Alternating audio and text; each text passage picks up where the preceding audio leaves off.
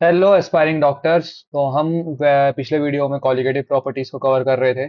तो colligative properties में हमने तीन कॉलिगेटिव प्रॉपर्टी कवर कर लिया था। एक लास्ट अब कॉलिगेटिव प्रॉपर्टी हम कवर करने वाले हैं, ऑस्मोसिस एंड ऑस्मोटिक प्रेशर।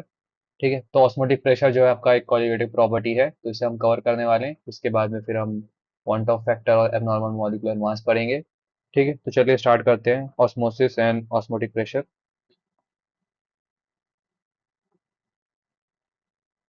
तो हम सबसे पहले ये पूछेंगे कि व्हाट इज ऑस्मोसिस।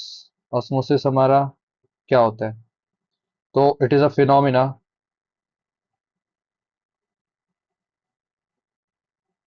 ठीक है, ऑफ फ्लो ऑफ सॉल्वेंट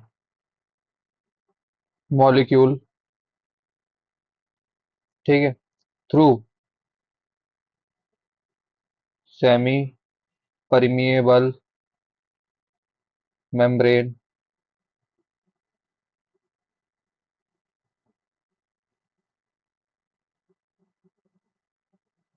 ठीक है, सेमी परमिएबल मेम्ब्रेन के थ्रू में फ्लो ऑफ जो सॉल्वेंट है मेरा, ठीक है, from pure solvent to solution. ठीक है, जो ये फिनोमिना है जिसमें फ्लो ऑफ सॉल्वेंट मेरा हो जाता है through the semi permeable membrane, semi permeable membrane from pure solvent to the solution. Pure solvent से मेरा सॉल्यूशन में जाएगा मेरा सॉल्वेंट पार्टिकल्स। ठीक है, उसको मैं ऑस्मोसिस बोलूंगा, through a semi permeable membrane. कोई भी ऑस्मोसिस मेरा सेमी परमिएबल मेम्ब्रेन के प्रेजेंस में ही होता है। तो सेमी परमिएबल मेम्ब्रेन क्या है? वो आप पूछेंगे सर सेमी परमिएबल मेम्ब्रेन क्या क्या है। तो सेमी परमिएबल मेम्ब्रेन के बारे में हम पहले ये बात जानेंगे कि इसमें नेचुरल हो सकता है। तो नेचुरल में क्या क्या सेमी परमिएबल मेम्ब्रेन आता है? Pics bladder. पिक का जो ब्लैडर है वो हमारे सेमी परमिएबल मेम्ब्रेन की जैसे एक्ट करता है। दूसरा हमारा नेचुरल में आएगा हमारा पर्चमेंट। पर्चमेंट एक तरीके का नेचुरल सेमी परमिएबल मेम्ब्रेन है, जो कि हम यूज कर सकते हैं। ठीक है, उसके बाद आपको हमारा आता है सिंथेटिक सेमी परमिएबल मेम्ब्रेन, जो कि है सिलोफेन।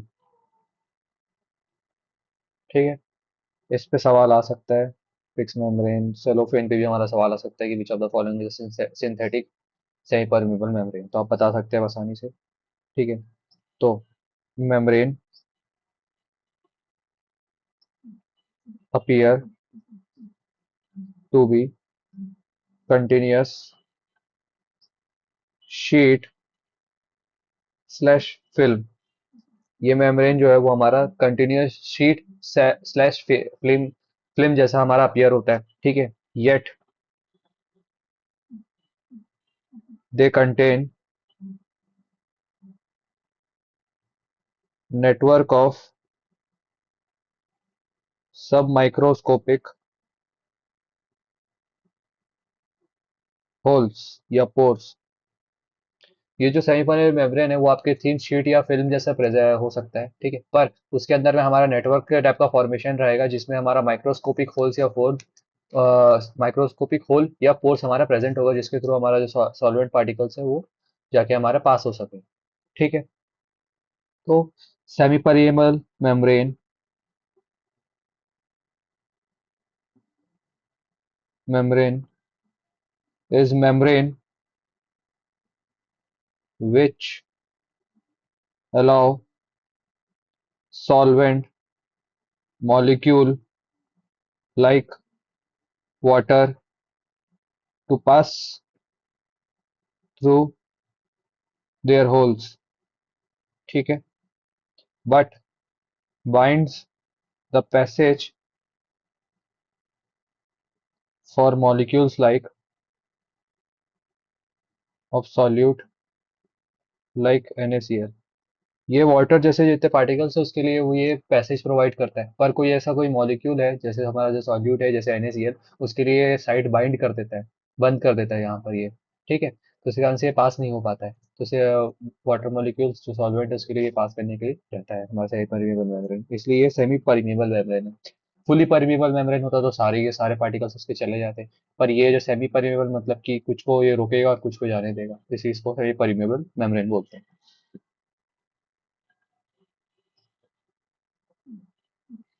तो semi permeable membrane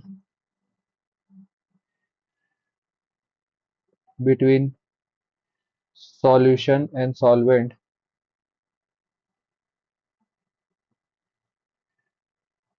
allow flow of solvent। ठीक है, कहाँ से कहाँ इसका फ्लो होगा? प्योर सॉल्वेंट से मेरा सॉल्यूशन में जाएगा इसका फ्लो। ठीक है, आपको इस बात समझ आ गई। अगला हम पॉइंट में आते हैं कि if osmosis take place between two solution of different concentration. अब मान के चलिए कि कोई दो सॉल्यूशन है जिसका दोनों का कंसंट्रेशन अलग अलग है। ठीक है, दो सॉल्यूशन जिसका कंसंट्रेशन अलग अलग है, तो उसमें हमारा ऑस्मोसिस कैसे होगा? तो इसमें क्या होगा कि जो सॉल्वेंट मॉलिक्यूल है move from solution of low concentration to solution of higher solute concentration.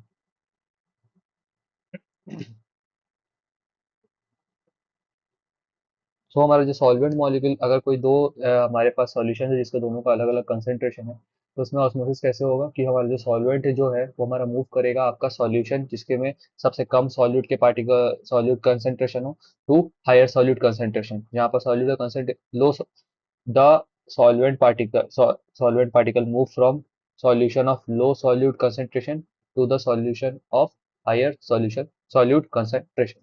ठीक है, तो आपके पास समझ आ गई। तो जितना, देखिए जैसे लो सॉल्यूट कंसेंट्रेशन से हाई सॉल्यूट कंसेंट्रेशन में क्यों जाएगा? लो सॉल्यूट कंसेंट्रेशन वाले में मेरा सॉल्वेंट के मॉलिक्यूल्स बहुत ज्यादा होंगे, और हाई सॉल्यूट कंसेंट्रेशन में हमारे सॉल्यूट के मॉलिक्यूल्स कम होंगे, तो ज्यादा से कम की ओर में जाएगा, हाइयर टू लोअर कंसेंट्रेशन। तो उस हिसाब से ये हो गया, आपको समझ आ गया ये बात। ठीक है, उसके बाद में हम नेक्स्ट आते हैं कि ये तब तक करेगा टिल इक्विलिब्रियम इज अचीव्ड। ठीक है, इक्विलिब्रियम अचीव्ड। इक्विलिब्रियम अचीव्ड होने का बात ये होता है कि सॉल्यूशन ए, जैसे मान लीजिए दो सॉल्यूशन है, तो सॉल्यूशन ए में भी सॉल्यूट और सॉल्वेंट का कंसंट्रेशन सेम हो जाए, और सॉल्यूशन बी में भी हमारा सॉल्यूट और सॉल्वेंट का कंसंट्रेशन सेम हो जाए। ठीक है, ये तब तक करेगा till equilibrium is achieved.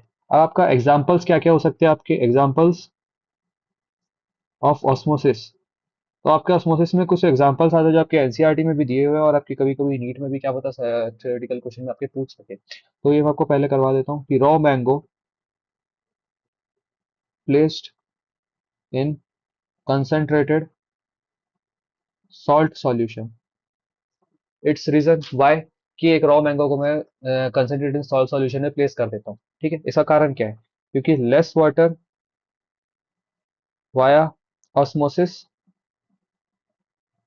And शिवर्ड, loss water शिवर्ड into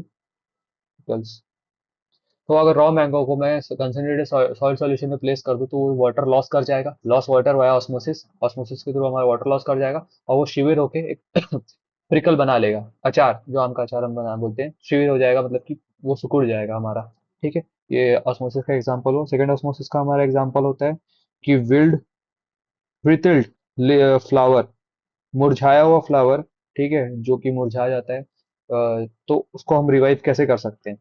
ठीक है, when it is placed in fresh water, मेरा फ्रेश वाटर में अगर मैं उस फ्लावर को डाल दूं, तो वो वापस से रिवाइव हो जाएगा। ठीक है, ब्रिटल फ्लावर हमारा फिर से फ्रेश फ्लावर हो जाएगा। ठीक है, ये का किसके थ्रू होता है? हमारा ऑस्मोसिस के थ्रू होता है। ये हमारे दो एग्जांपल्स हो गए। तीसरा हमारा एग्जांपल आता है कि carrot become limp because of water loss. तो कैरोट जो है हमारा वो लिम्प हो जाता है हमारा, क्योंकि वाटर लॉस के कारण से। ठीक है, तो लिम्प मतलब सिकुड़ जाता है, एकदम पतला हो जाता है वाटर लॉस के कारण से। ठीक है, जो कि वो loss into the atmosphere, atmosphere में वो अपना वाटर लॉस कर देता है। ठीक है, बाहर रह रह के आप देखते हैं सब्जी खराब हो जाती है बाहर रह के, क्योंकि वहां से उसका जो due to the heating effect and dehydration cause, उसका उसके कारण से उसका वाटर लॉस हो जाता है। ठीक है, ऑस्मोसिस के थ्रू में। तो अब इसको मैं कैसे, can be placed in water, तो उसके कारण से मेकिंग इट फ्रेम अगेन। वापस से वो अपने बैक टू नॉर्मल पोजीशन में आ सकता है अगर हम पानी डालें। आप देखते रहेंगे कि गर्मी के टाइम पे जो सब्जी वाले आपके सब्जी में पानी डालते रहते हैं ताकि वो मुरझाए ना। तो ये इसी कारण के कि अगर आपका जितना इतना जो गर्मी है, इसी कारण से जो सब्जी है वो मुरझा जाती है, तो वापस पानी डालते हैं से हमारा जो ऑस्मोसिस के थ्रू में वो वापस से आपका फ्रेश लुक करेगा। ठीक है, ऑस्मोसिस से आपके वाटर अंदर जाएगा तो उसके कारण से लुक हमारा फ्रेश हो जाएगा वेजिटेबल्स का, इसी कारण से हमारा जो वेजिटेबल है वो फ्रेश रहेगा। ठीक है। चौथा पॉइंट और बहुत इंपॉर्टेंट है ये, इस पे सवाल आ सकता है। Osmosis in blood cell can, osmosis जो हमारा ब्लड सेल में कैसे होता है, blood cell collapse due to loss of water when placed in water containing more than 0.9% mass by volume salt solution. अगर मैं अपना हमारे जो ब्लड सेल्स है, ठीक है, वो अगर हम उसे किसी कैसे कंसंट्रेशन में डाल दे जहाँ पर सॉल्ट सॉल्यूशन का कंसंट्रेशन 0.9 से हमारा ज़्यादा हो, ठीक है, तो उसी कारण से हमारा जो ब्लड सेल है वो कोलैप्स कर जाएगा। ठीक है। तो इसका कारण क्या है कि जितने ज़्यादा जो जैसे हाइपरटोनिक, आइसोटोनिक और हाइपोटोनिक का जो आपका कॉन्सेप्ट इसमें आएगा। ठीक है, कि जैसे अगर हम किसी भी चीज़ को जिसका कंसंट्रेशन कम है और उसे अगर हम हायर कंसंट्रेशन वाले किसी सब्सटेंस में डाल दें, तो जिसका हायर कंसंट्रेशन होता है उसको हाइपरटोनिक बोलते हैं और जिसका कम कंसंट्रेशन होता है उसको हाइपोटोनिक बोलेंगे। तो हाइपरटोनिक सॉल्यूशन में अगर मैं किसी भी चीज़ को डाल दूं तो उसको वो सेल मेरा जो है वो श्रिंक कर जाएगा। ठीक है, जैसे कि यहाँ पर ब्लड सेल कोलेप्स कर जा रहा है तो वैसे ही मेरा सेल मेरा श्रिंक कर जाएगा, और वैसे ही अगर मैं हाइपोटोनिक में डाल दूं उसे तो वो हमारा फूल जाएगा। ठीक है, तो यही चीज़ होता है। तो ये चीज़ आपकी हमारे हो गई। आपके बाद उसके बाद पांचवा आता है कि people take,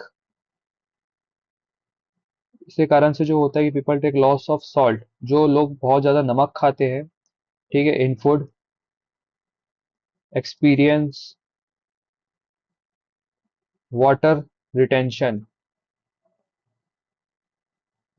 in tissue cell and intercellular spaces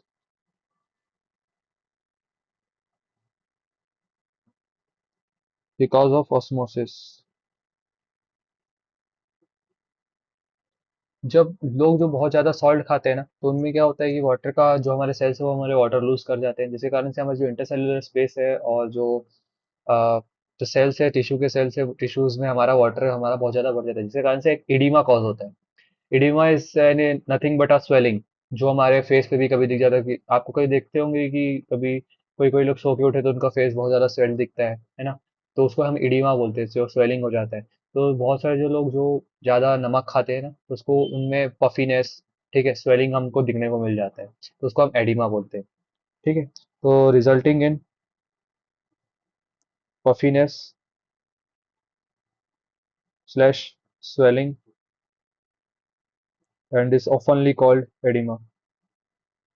ठीक है, तो आपको ये बात समझ आ गई। अब अगला पॉइंट हम लेते हैं, छठवा, कि water movement from soil into plant, ठीक है, to the roots and subsequently हमारे और भी जगह पे जाते हैं, to the upper parts, to the other upper parts, है ना। तो ये भी हमारा पार्टली ड्यू टू ऑस्मोसिस के कारण ही होगा हमारा।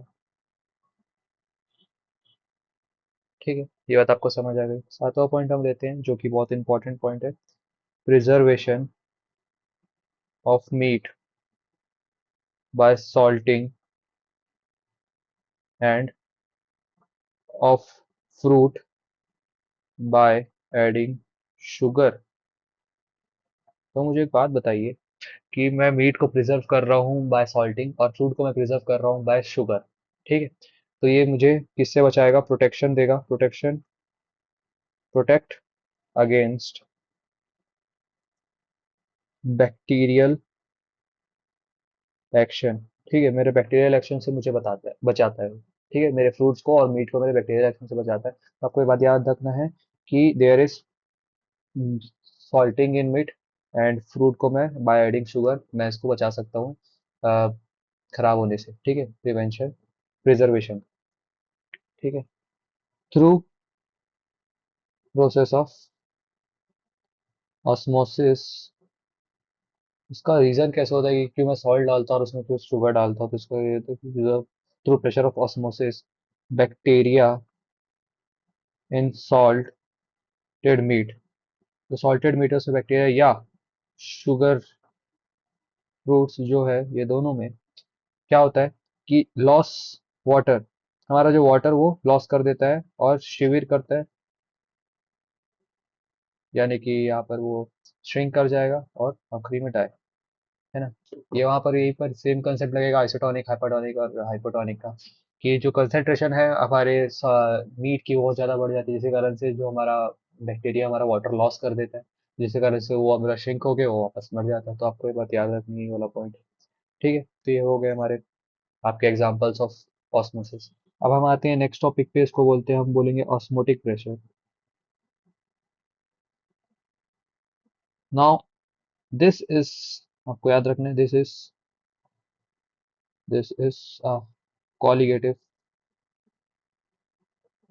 प्रॉपर्टी। ठीक है, आपको ये बात याद रखना है कि this is a colligative property, आपको जो ऑस्मोसिस है वो आपका कॉलिगेटिव प्रॉपर्टी है। ठीक है, ये बात को आपको ध्यान रखना है ना। तो इसका डेफिनेशन क्या है, तो हम डेफिनेशन लिखते हैं कि ऑस्मोटिक प्रेशर, इसको मैं ओपी से रिप्रेजेंट करूंगा, of solution is excess pressure that must be applied to solution, जो एक्सेस प्रेशर जो कि मेरे को सॉल्यूशन में अप्लाई करना चाहिए टू प्रिवेंट ऑस्मोसिस, जिससे मेरा जो मैक्सिमम प्रेशर में एक्स्ट्रा प्रेशर जिसमें अप्लाई करूं मैं अपने सॉल्यूशन पे, जिससे मेरा ऑस्मोसिस जो है वो रुक जाए। ठीक है, उस प्रेशर को मैं बोलूंगा ऑस्मोटिक प्रेशर। ठीक है, that is stop the passage of solvent molecules through semi permeable membrane into solution. ठीक है, आपको ये बात समझ आ गई कि जो एक्स्ट्रा प्रेशर जो मैं अप्लाई करूंगा ताकि मैं ऑस्मोसिस को रोक दूं, ठीक है, तो उस प्रेशर को मैं बोलूंगा ऑस्मोटिक प्रेशर। तो it is a colligative property, it is colligative property, ठीक है, एज इट डिपेंड ऑन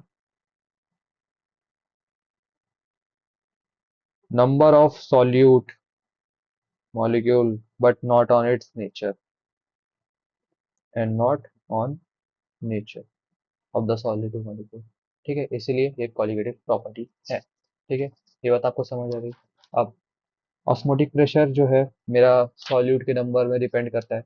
ठीक है, तो कितने मोल्स, तो it directly proportional to the concentration, concentration C is what, concentration, और you can say as molarity, molarity ना, molality नहीं, मोलैरिटी है ना ये, सी इज व्हाट, कंसंट्रेशन, और एल्स मोलैरिटी, इसकी वैल्यू होगी number of moles upon volume, moles upon volume. ठीक है, moles upon volume in litre. ठीक है, मोलैरिटी की। अब मोलैरिटी जो है यहाँ पर आपने निकाल लिया। ठीक है, तो अब ये मोलैरिटी, तो pi is equal to C R T, जो इस कांस्टेंट को हटाने के लिए मैं आर और टी को यहाँ पर अप्लाई करूंगा। ठीक है, फॉर डाइल्यूट सॉल्यूशन, याद रखिएगा। तो इज इक्वल टू दिस, आपको ये बात बतानी, W2, फिर से हम उस कॉन्सेप्ट पे वापस आते हैं, W2 और M2। तो what is W2, it is the weight of solvent, it is the molecular weight of solvent. ठीक है, ये हो गया। तो आपका आता है क्या, C R T is equals to given weight upon molecular weight into R T by V, molarity का फॉर्मूला जो हमने लगाया था। ठीक, ये हो गया हमारा यहाँ पर डन, ये फॉर्मूला। अब अब आता है हमारा नेक्स्ट कि इससे मैं molecular weight,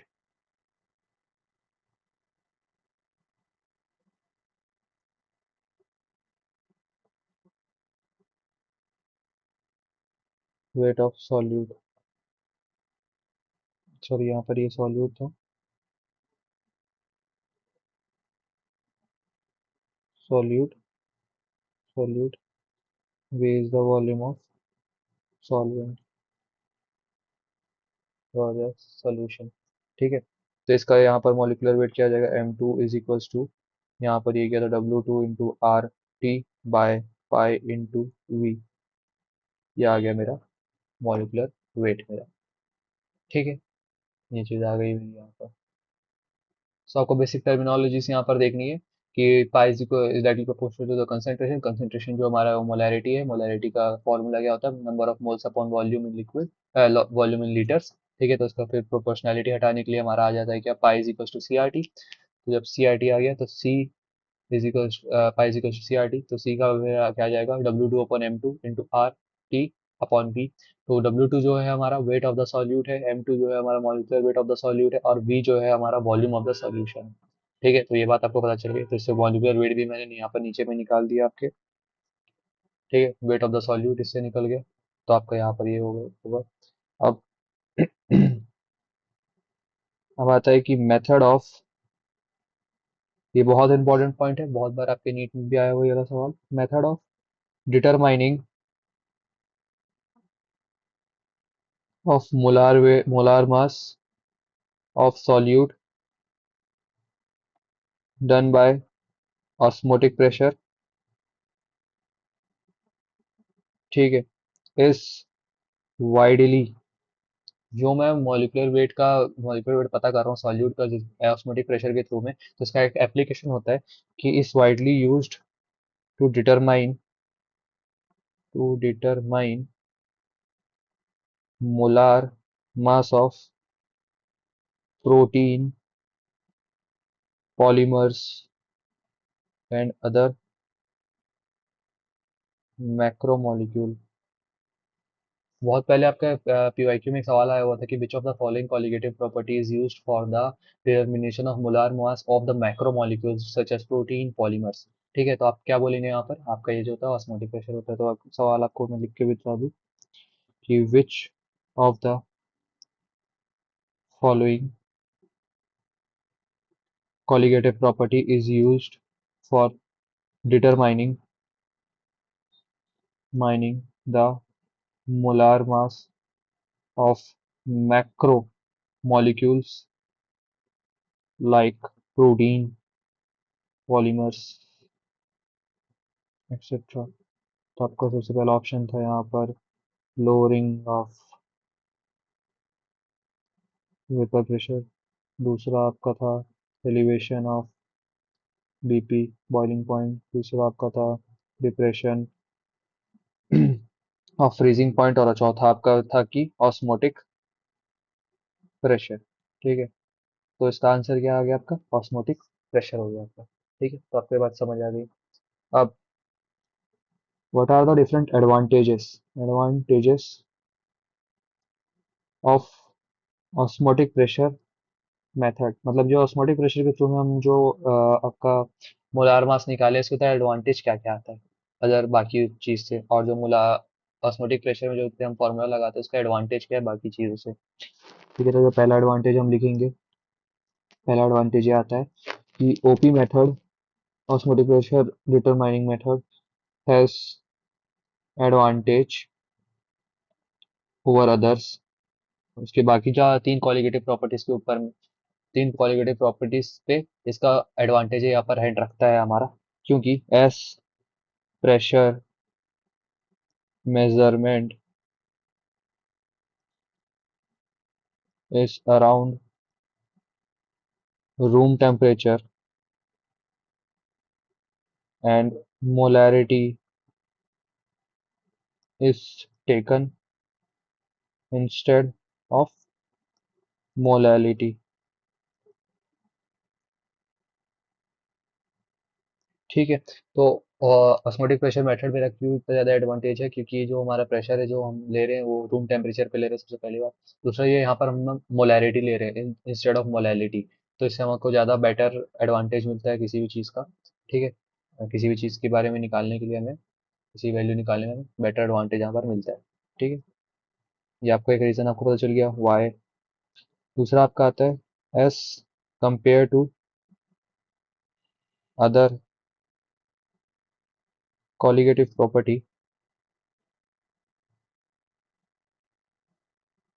its magnitude, the magnitude of osmotic pressure is large even for dilute solution. तो बाकी क्वालिटी प्रॉपर्टी के हिसाब से देखा जाए तो इसका जो मैग्नीट्यूड है वो आपका लार्ज है जब डाइल्यूट सॉल्यूशन भी रहता है। जब आप देखना देखे होंगे कि डाइल्यूट जब सॉल्यूशन हो जाता है तो वहाँ पर क्वालिटेटिव प्रॉपर्टीज की वैल्यू घट जाती है, क्योंकि डाइल्यूट होने के टाइम पे आपका देखा ही होगा कि आपने कि वहाँ पर जो आपका लोअरिंग ऑफ वेपर प्रेशर हो गया, आपका लिबरेशन ऑफ फ्रीजिंग पॉइंट, ये सब आपके कम हो जाते हैं डाइल्यूट सॉल्यूशन के। पर इसके केस में ऑस्मोटिक प्रेशर के केस में आपका ये फिर भी बड़ा रहेगा, फिर भी लार्जर रहेगा इन मैग्नीट्यूड। ठीक है, इसलिए इसका एडवांटेज है आपका बाकी कॉलिगेटिव प्रॉपर्टीज से। ठीक है, due to which this helps in determining molar mass of biomolecules as they are greatly unstable at high temperature। ठीक है, तो जो हमारे ऑस्मोटिक प्रेशर है हम रूम टेम्परेचर में देखते हैं। ठीक है, तो बायोमोलिक्यूल्स जो है उसका हमें जो मोलार मास है हमें डिटरमाइन करने में आसान होगा, क्योंकि मॉलिक्यूलर जो बायोमोलिक्यूल्स है जो है वो अनस्टेबल हो जाते हैं हमारे कहाँ पर, हाई टेम्परेचर पे। तो हम उसको पता नहीं कर सकते, जैसे in case of elevation in boiling point हम उसका मॉलिक्यूलर वेट को पता नहीं कर सकते किसी भी बायोमोलिक्यूल, क्योंकि वहाँ पर हाई टेम्परेचर है, तो वहाँ पर आपके बायोमोलिक्यूल जो है वो डिग्रेड हो जाएंगे। ठीक है, तो इस केस में ऑस्मोटिक प्रेशर के केस में इसका एडवांटेज है कि यहाँ पर आपका मॉलिक्यूलर वेट आप बायोमोलिक्यूल से पता कर सकते हैं, क्योंकि ये रूम टेम्परेचर पे आपका एक्ट करता है। और polymers have poor solubility, simple सी चीज है ये। ठीक, आप आपको एक बात और याद रखनी है, यहाँ पर एक पॉइंट है कि आपका osmotic pressure is measured by Berkeley and Hartley method. बहुत इंपॉर्टेंट, क्या पता आपके सवाल में कभी भी आ जाए, नीट के सवाल में, तो क्या पता पूछ सकते हैं ये।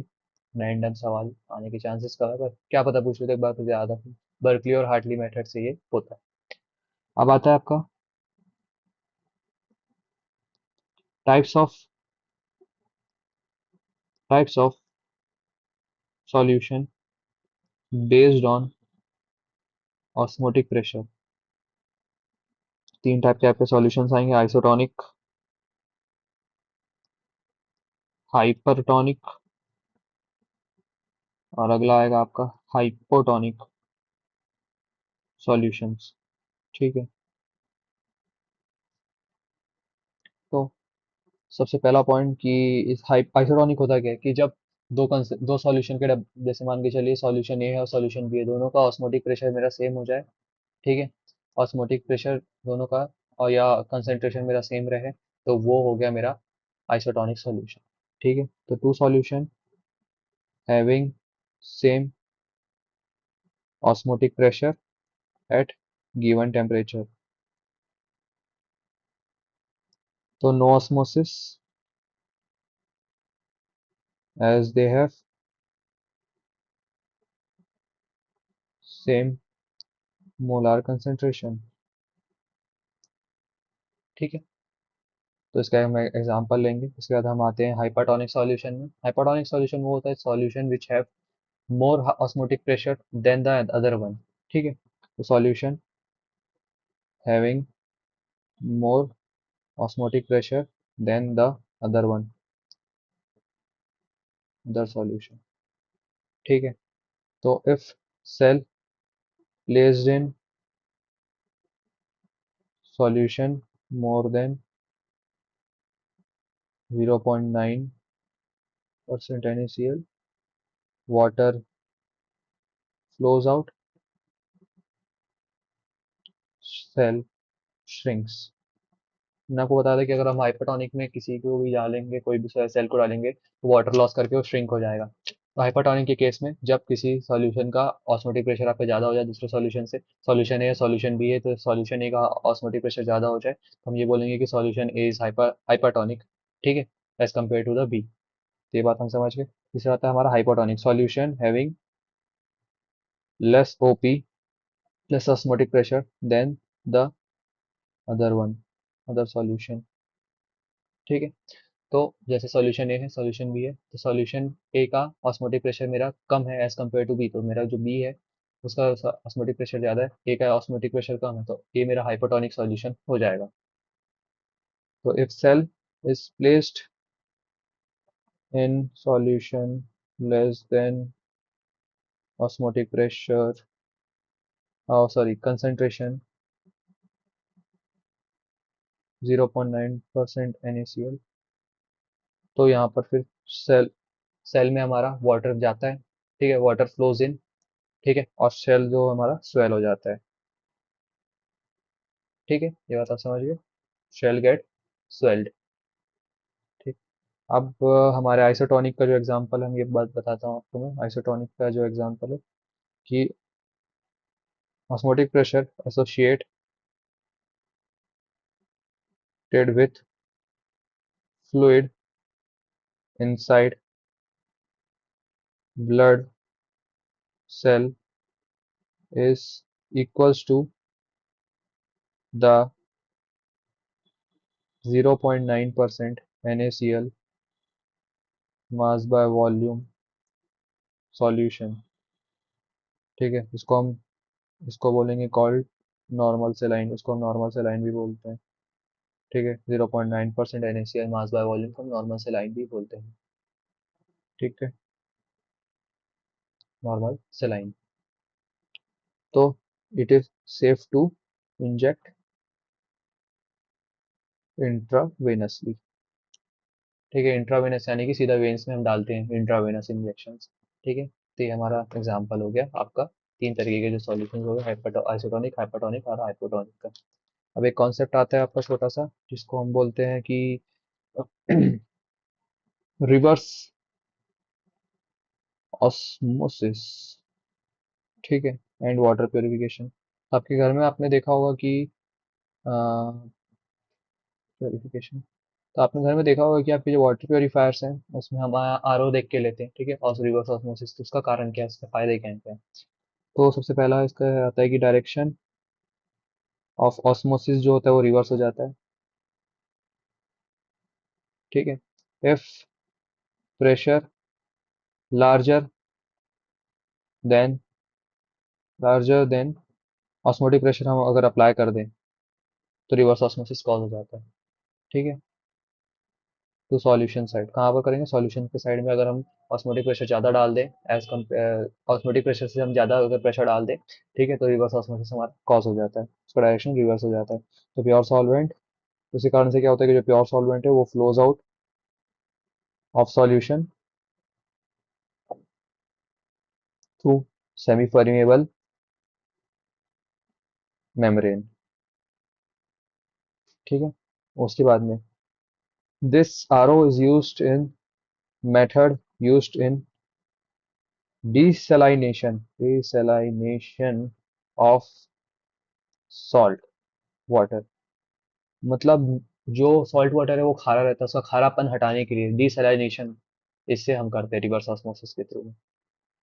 ठीक है, उसके बाद में when pressure higher than osmotic pressure of sea applied, तो जो प्योर वाटर है passes through semi permeable membrane, ठीक है, leaving dissolved salt ions and other impurities behind, मतलब जब मैं रिवर्स ऑस्मोसिस करूंगा, ठीक है, वो मेडिसलाइजेशन करूंगा, तो जो ओपी अगर मैं ज़्यादा प्रेशर डाल दूं, ऑस्मोटिक प्रेशर ऑफ द सी से ज़्यादा डाल दूं उसमें, जो प्योर वाटर है मेरा थ्रू सेमी परमेबल मेम्ब्रेन एक साइड पे आ जाएगा, और जितने उसके इम्प्योरिटीज सॉल्ट होंगे, डिजॉल्व सॉल्ट होंगे, वो हमारे छूट जाएंगे, वहीं पर ही लेफ्ट बिहाइंड हो जाएंगे। ठीक है। तो इस टाइप के जो प्योरिफिकेशन होता है, जो डिसैलिनेशन होते हैं, ठीक है, उसमें हम सेमी परमेबल मेम्ब्रेन क्या यूज करते हैं। ठीक है। तो polymer used for this process, ठीक है, तो हम इसको क्या यूज करते हैं, सेल्यूलोज एसीटेट यूज करते हैं।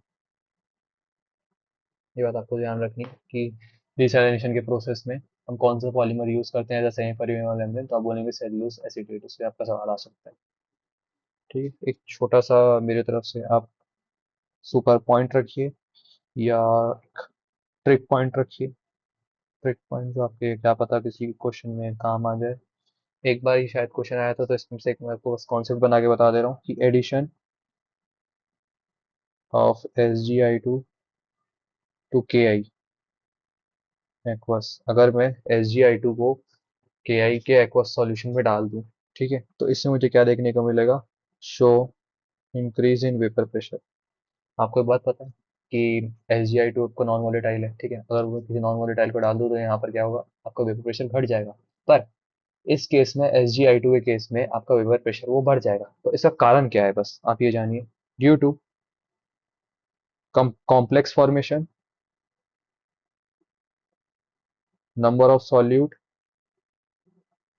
पार्टिकल्स, डिक्रीज इन सॉल्यूशन, ठीक है, तो इसी कारण से आपका हो जाता है।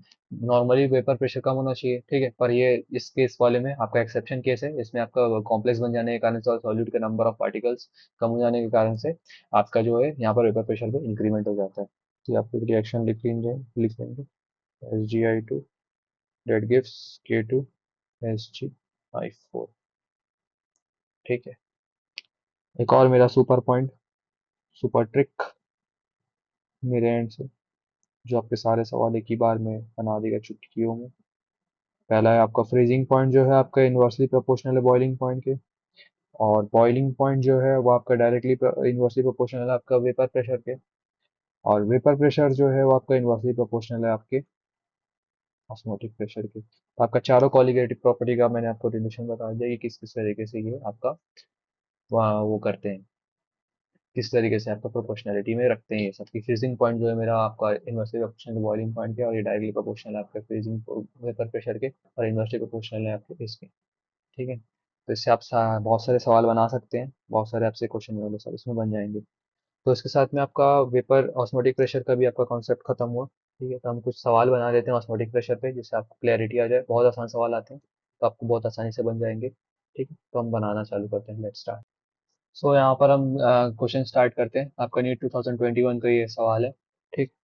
तो इसमें ये बोला गया है कि आपका जो which of the following are prepared by dissolving 10 grams of glucose in 250 ml of water, फिर 10 gram of urea in 250 ml of water, 10 gram of sucrose in 250 ml of water, which of the following is decrease in osmotic pressure का मुझे order बताना है, किसका ज्यादा है किसका कम है। तो एक बार आपको पता हुआ है कि जो ऑस्मोटिक प्रेशर है या कोई भी कॉलिगेटिव प्रॉपर्टी है, वो आपके nature of the number of the solutes पे डिपेंड करती है। ठीक है, कितने सॉल्यूट के आपके पार्टिकल्स है, या उसके मोल्स पे डिपेंड करे, नंबर ऑफ सॉल्यूट या उसके मोल्स है, उस पर डिपेंड करती है। ठीक है, जैसे कोई नेचर पे डिपेंड नहीं करती, तो सारे के तो नेचर पे डिपेंड नहीं करती, तो उसके कारण से हमें पता नहीं चलेगा।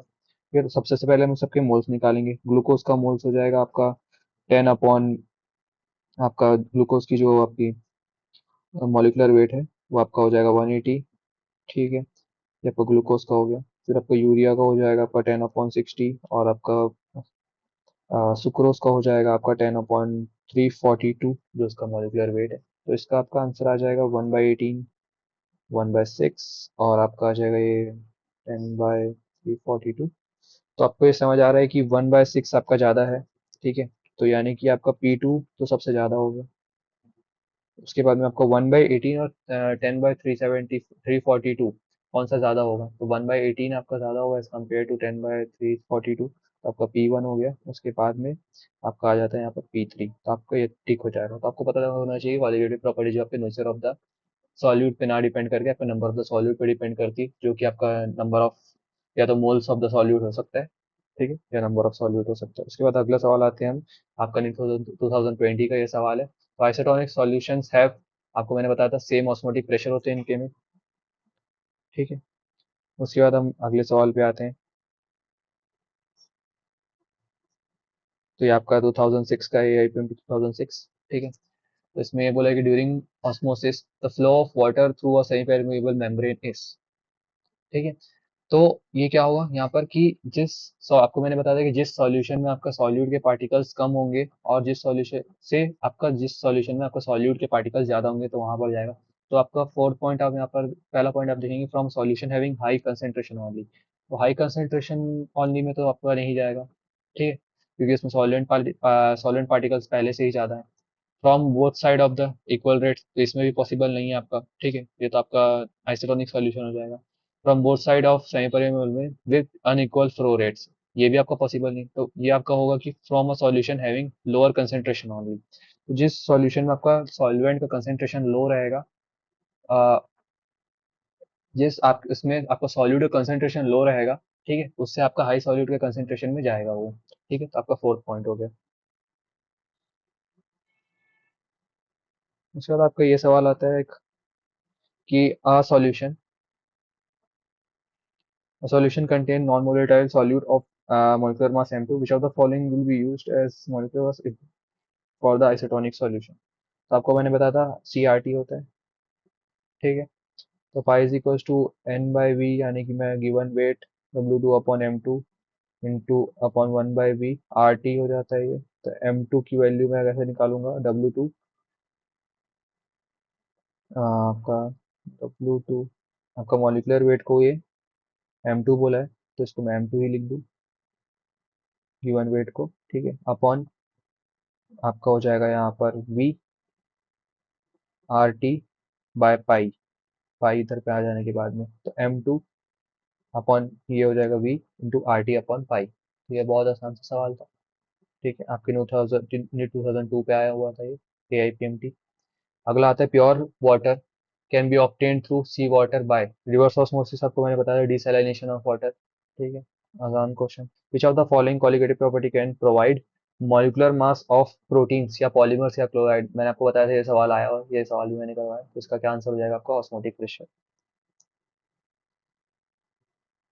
उसके बाद आप अगले सवाल पे आते हैं। आपका ये 5% ऑफ द केन शुगर, इसका मॉलिक्यूलर वेट आपका 342 है, isotonic with 1% of a substance x, ठीक है, तो इसका मॉलिक्यूलर वेट हमें निकालना है। तो अगर ये आइसोटोनिक है तो आपका पाई 1 इज इक्वल टू पाई 2 हो जाएगा, आइसोटोनिक में दोनों का बराबर होता है।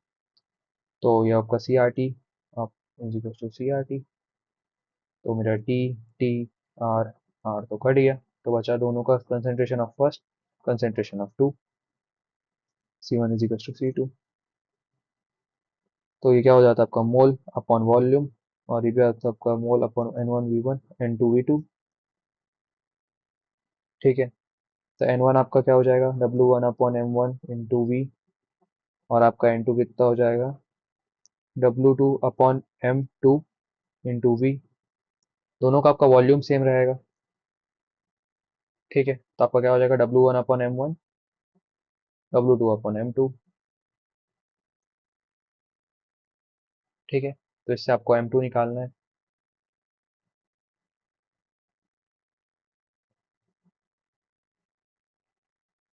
तो क्या आया था W1 upon M1 is equal to W2 upon M2, तो यहाँ पर W1 मेरा कितना दिया हुआ है 5% ऑफ द केन शुगर, ठीक है, तो 5% इन 100 ग्राम, ठीक है, तो 1000 ग्राम में मेरा कितना हो जाएगा मेरा 50,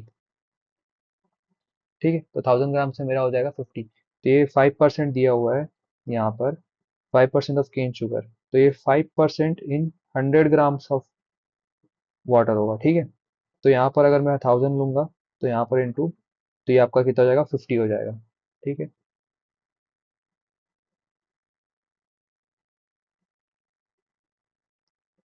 तो ये वैसे ही आपका आता है क्या, 50 अपॉन इसका मॉलिक्यूलर वेट 342 था, और आपका यहाँ पर ये कितना लिया गया था, 1% था ये।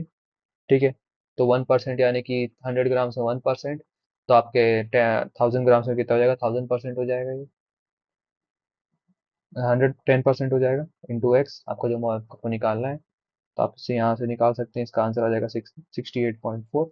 ये बहुत आसान सा सवाल था, आपको समझ आ गया होगा। ये दोनों का आइसोटोनिक है, दोनों का एक का मॉलिक्यूलर वेट आपको निकालना है, 5% दिया हुआ है, तो आप 5% को आप 5 भी ले सकते हैं और वहाँ पर 10 भी 1 भी ले सकते हैं, क्योंकि उससे कुछ फर्क नहीं पड़ने वाला आपके क्वेश्चन बनाने में। फिर अगला क्वेश्चन आपका है कि which of the following is a colligative property, मैंने आपको बताया था ऑस्मोटिक प्रेशर होता है। Blood cells retain their normal shape in solutions which are, आपको मैंने बताया था कि ब्लड सेल जो है आपका हाइपरटोनिक में श्रिंक कर जाएंगे और हाइपोटोनिक में स्वेल हो जाएंगे। तो आप किस में डालेंगे उसे, आइसोटोनिक सॉल्यूशंस में डालेंगे, तो आइसोटोनिक टू ब्लड। तो ये भी आपका हो गया यहाँ पर। ठीक है, आपके यहाँ पर ये सवाल हो गए, आपका ये सुपर ट्रिक हो गया। ठीक है, तो थैंक यू।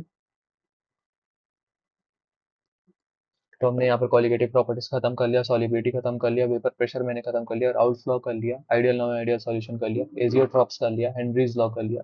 अब बस आपके छोटा सा एक पोर्शन बाकी है, नॉर्मल मोलार मस और आपका वांट ऑफ फैक्टर। ठीक है। और उसके साथ में हमारा फिर ये चैप्टर खत्म हो जाएगा, तो उसके बाद में लास्ट वीडियो होगी, इसके बाद में लास्ट वीडियो में हम वांट ऑफ फैक्टर और अब नॉर्मल मोलार मस हम पढ़ेंगे।